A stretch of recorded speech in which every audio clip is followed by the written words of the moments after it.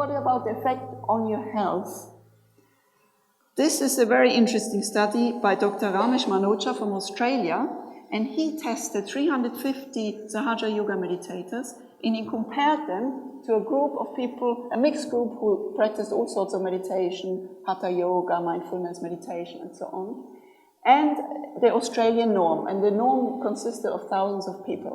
What he found is the Sahaja Yoga meditators were better in their general health, in the social function, and in their mental health. They weren't better in the physical function, but that's because Sahaja Yoga is not a sport. Then he tested, what is it what makes them better? So he tested, is it the hours they meditate? Is it the amount of mantras they say? Is it how many meetings they attend? And nothing was related to the benefits other than one thing, and that was the frequency of the mental silence. So this is what works. And here you see the national average.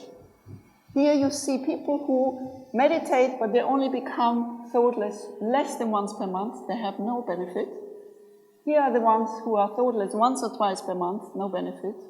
But here are the ones who are once or twice thoughtless. And you see they are significantly better in their mental health than the national average.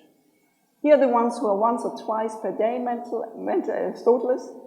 They are also much better. And the ones who are thoughtless several times per day, they just have an amazing mental health, as you can see here.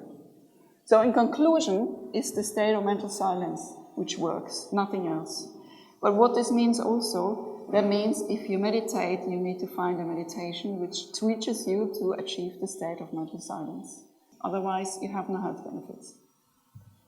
He found exactly the same on general health, so this is physical and mental health, so exactly the same. This is the average.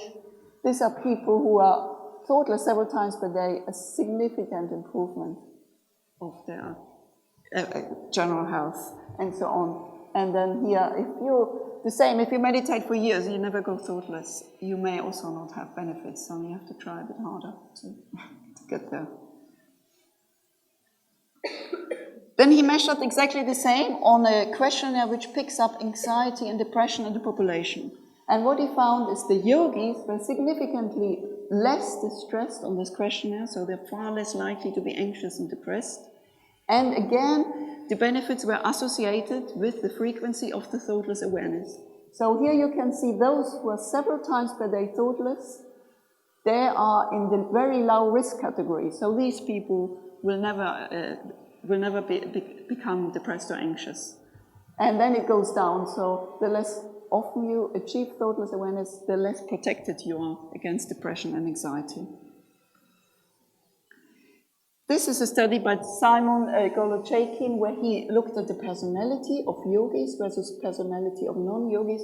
He found that the meditators are significantly less depressed, significantly less neurotic, have less paranoid thoughts, less anxious, and less difficulties in identifying and expressing emotions. So these are the long-term effects.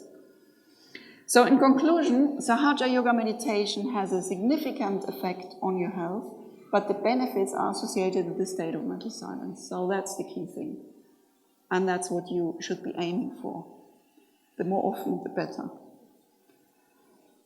Now, what are the effects on the illness?